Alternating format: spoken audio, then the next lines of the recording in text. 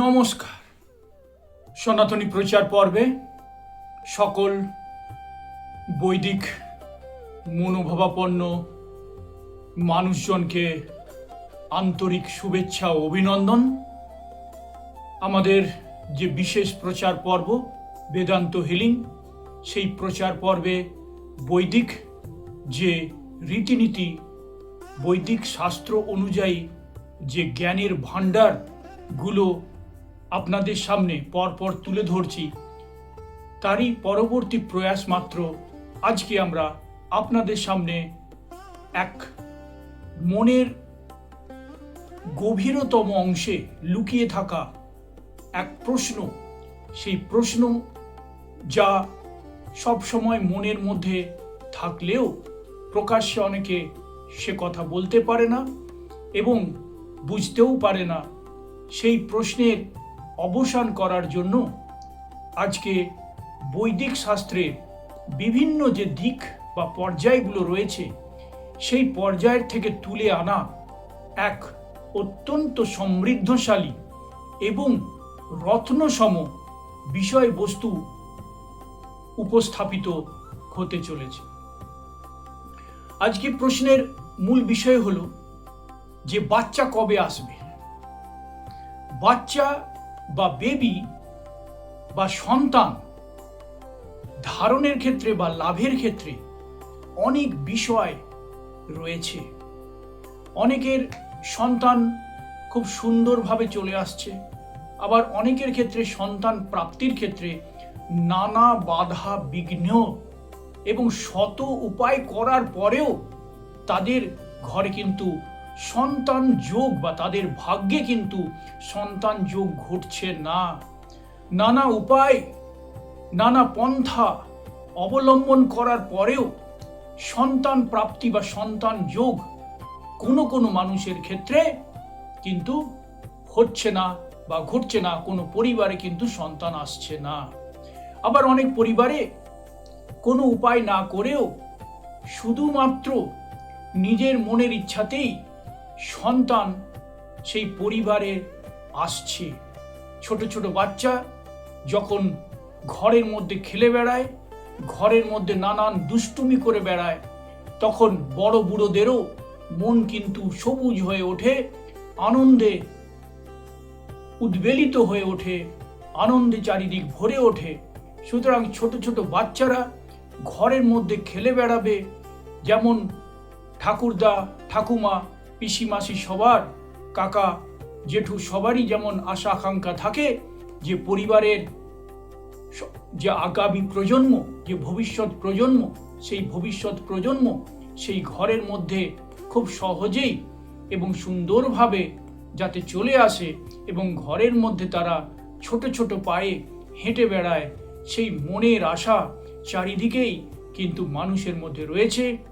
কিন্তু অনেকের সেই মনের আশা পূর্ণ হয়, আবার অনেকের কিন্তু সেই মনের আশা হাজারো চেষ্টার পরেও কিন্তু পূর্ণ হয় না। আজকে জ্যোতিষশাস্ত্র অনুযায়ী কেন এই যে সন্তান প্রাপ্তি বা সন্তানরা যে এই পৃথিবীর বুকে, পরিবারের বুকে যে আসে, কোনো পরিবারকে তারা বেছে নেয় এবং কোনো পরিবারের ক্ষেত্রে তারা বেছে নেয় না, সেই বিশ্লেষণগুলো আপনাদের সামনে তুলে ধরব। সন্তান প্রাপ্তির ক্ষেত্রে আমাদের যে জন্মগত চার্ট রয়েছে, সেই জন্মগত কুণ্ডলী রয়েছে, সেই জন্মগত কুণ্ডলীর পঞ্চম ভাব খুবই গুরুত্বপূর্ণ এবং পঞ্চম ভাবের যে অধিপতি রয়েছে তাও খুব গুরুত্বপূর্ণ। পঞ্চম ভাব যদি কোনো দুষ্ট বা পাপগ্রহ দ্বারা পরিবেষ্টিত থাকে বা দৃষ্টিপাত তার উপর দেওয়া হয়ে থাকে, তাহলে কিন্তু সন্তান প্রাপ্তির ক্ষেত্রে খুবই খুবই বাধা বিঘ্ন সৃষ্টি হতে পারে।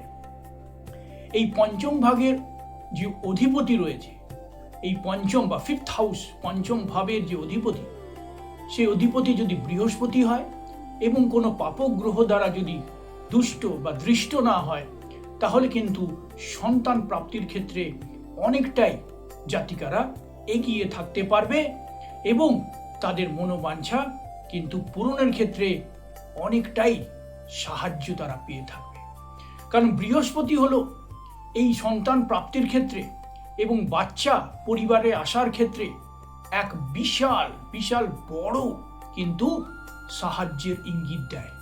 সেই বৃহস্পতি যদি পঞ্চম ভাবে সুন্দরভাবে অবস্থান করেন, সেই বৃহস্পতি গ্রহ যদি পঞ্চম ভাবে এক নির্দিষ্টভাবে পাপক গ্রহ দ্বারা দুষ্ট না হয়ে, নিচস্থ না হয়ে যদি অবস্থান করে থাকে, তাহলে কিন্তু সন্তান প্রাপ্তির ক্ষেত্রে অনেকটা কদম সেই পরিবার কিন্তু এগিয়ে থাকবে। এই বৃহস্পতির সাথে সাথে শুক্র গ্রহেরও কিন্তু সাহায্যের প্রয়োজন রয়েছে। এই শুক্র গ্রহ যদি সেই জাতক বা জাতিকার ক্ষেত্রে যদি বিশেষভাবে সাহায্য করে থাকে বা সঠিক স্থানে শুভভাবে যদি অবস্থান করে, তাহলে কিন্তু যে সন্তান প্রাপ্তি, পরিবারে সন্তান আসার ক্ষেত্রে অনেকটা তারা এগিয়ে যাবে, অনেকটা কিন্তু সাহায্য পাবে। আরেকটা গ্রহ রয়েছে, সেই গ্রহ হলো চন্দ্র। সেই চন্দ্রের সাহায্যও কিন্তু এই সন্তান প্রাপ্তির ক্ষেত্রে লাগবে। সুতরাং বৃহস্পতি, শুক্র ও চন্দ্র, এই যে গ্রহের যে সমন্বয়, এই গ্রহগুলোর যে কম্বিনেশন, সেগুলো কিন্তু সন্তান প্রাপ্তির ক্ষেত্রে অনেকটাই পরিবারকে এগিয়ে রাখে। তাদের ক্ষেত্রে তাদের মুখে হাসি ফোটে যখন ছোট ছোট বাচ্চা পরিবারে এসে সেই পরিবারের সমস্ত কিছু জায়গাকে সুন্দরভাবে গড়ে তোলে, সুন্দরভাবে আনন্দ মুখরিত করে তোলে।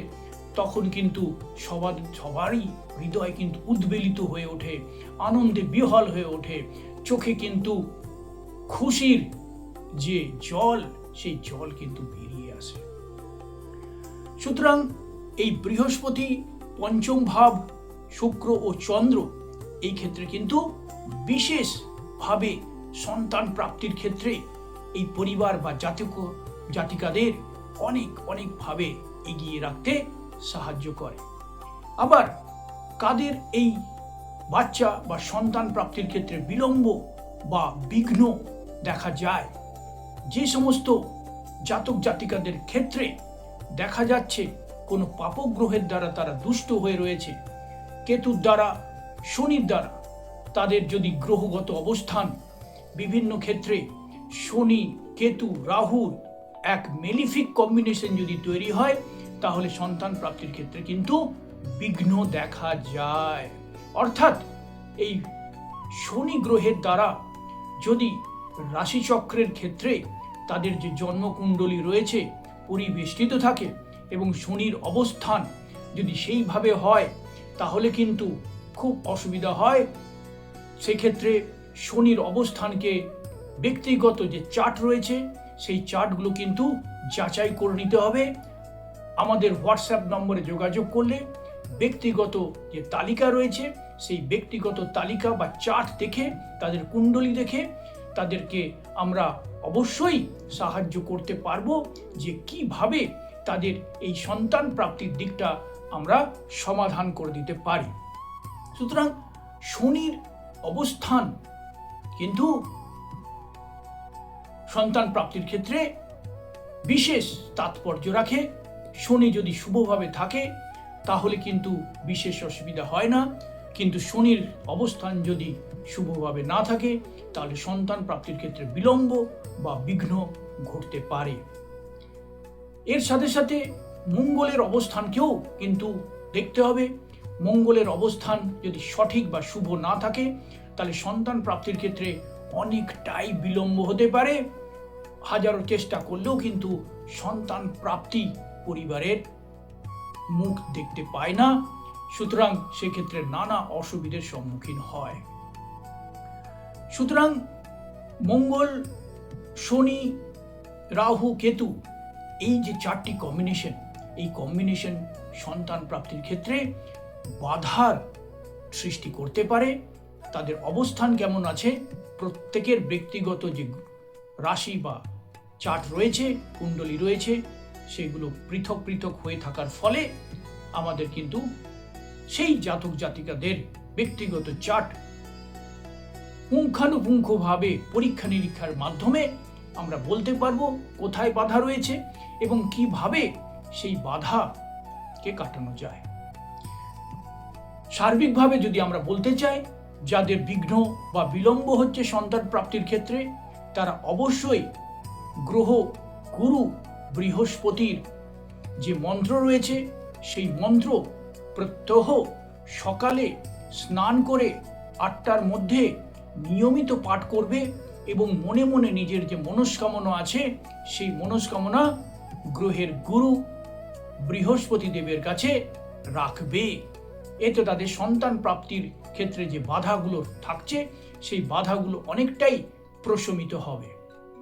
আবার যে গোপালের মন্ত্র রয়েছে, গোপাল মন্ত্র, সেই গোপালের মন্ত্র এবং বাড়িতে বা গৃহে যদি গোপাল সেবা করা যায়, যদি গোপাল সেবা প্রত্যহ গোপাল সেবা নিয়ম মেনে যদি করা যায়, তাহলে সন্তান প্রাপ্তির ক্ষেত্রে অনেক বাধা থাকলেও তা কেটে যায়। অর্থাৎ শ্রীকৃষ্ণের যে বাল্য রূপ, সেই বাল্য রূপ যে গোপাল নামে পরিচিত, সেই গোপাল সেবা যদি গৃহে সঠিকভাবে নিয়ম মেনে সুন্দরভাবে হাসি খুশির সাথে যদি বাড়িতে করা যায়, গৃহে করা যায়, তাহলে কিন্তু অনেক জাতক জাতিকা বা পরিবারের যে সন্তান প্রাপ্তির ক্ষেত্রে বিলম্ব বা বিঘ্ন বা বাধা রয়েছে, সেই বাধাগুলো কিন্তু আস্তে আস্তে সুন্দরভাবে কেটে যেতে থাকে এবং সন্তান প্রাপ্তির ক্ষেত্রে তারা অনেকটাই এগিয়ে যায়।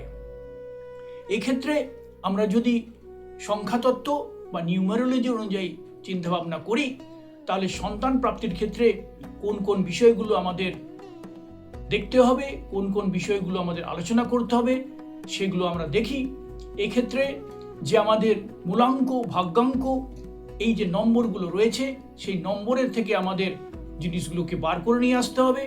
কারোর ভাগ্য সংখ্যা কি আছে, জন্ম তারিখ অনুযায়ী তাদের সংখ্যা কি দাঁড়াচ্ছে, সেগুলোকে দেখতে হবে।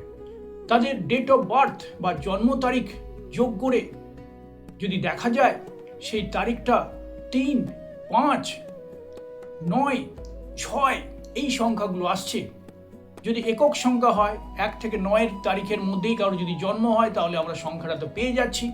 আর যদি 2 ঘরের সংখ্যা হয়, তাহলে 2 ঘরের সংখ্যাকে যোগ করে যে সংখ্যাটা এককভাবে পাবো, সেই সংখ্যাটি যদি 3, 5, 6, 9 এর মধ্যে থাকে, তাহলে সন্তান প্রাপ্তির ক্ষেত্রে সেই জাতক জাতিকারা অনেকটাই এগিয়ে থাকবে, তাদের সুবিধাযোগ্য অবস্থানে থাকবে।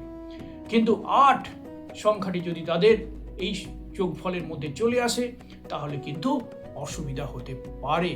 আবার সম্পূর্ণ যে ডেট অফ বার্থ, তার সাথে সাথে মান্থ এবং ইয়ারের যে যোগফল, সেই যোগফল যদি আমরা করি, সেই যোগফল যদি 3, 5, 6, 9 এই সংখ্যাগুলোর মধ্যে কোনো একটা আসে, তাহলেও কিন্তু সন্তান প্রাপ্তির ক্ষেত্রে সেই জাতক জাতিকারা অনেকটাই এগিয়ে থাকবে। আবার কোনো জাতিকার ক্ষেত্রে সন্তান প্রাপ্তির ক্ষেত্রে অনেকটাই আমরা আলোচনার মধ্যে আনতেই হবে। সেক্ষেত্রে সেই জাতিকার যে পুরো জন্ম দিন, মাস এবং যে বৎসর রয়েছে, সেটা যোগ করার সাথে তার সাথে 4 সংখ্যাকেও যোগ করে দিতে হবে। সেই 4 সংখ্যাকে যোগ করার পর যে সংখ্যা দাঁড়াবে, সেটাকে যোগ করে যদি এককের সংখ্যায় নিয়ে আসা হয়, তাহলে তার ক্ষেত্রে যদি 3, 5, 6, 9 এই সংখ্যাগুলো হয়ে থাকে, তাহলে সন্তান প্রাপ্তির ক্ষেত্রে সে অনেকটাই এগিয়ে থাকবে এবং সন্তান সুখ তার খুব শীঘ্রই আসবে। কিন্তু যদি 8 সংখ্যাটি চলে আসে, তাহলে কিন্তু সন্তান প্রাপ্তির ক্ষেত্রে অসুবিধা হবে। কারণ শনি গ্রহ সমস্ত বিষয়কে বিলম্ব করে, দেয় কিন্তু বিলম্বে দেয়। যখন দেয় তখন সেটা স্থায়ীভাবে দেয়, পার্মানেন্ট দেয়, কিন্তু দেয় অনেক দেরিতে। তাই সন্তান প্রাপ্তির ক্ষেত্রে বিলম্ব হতে পারে।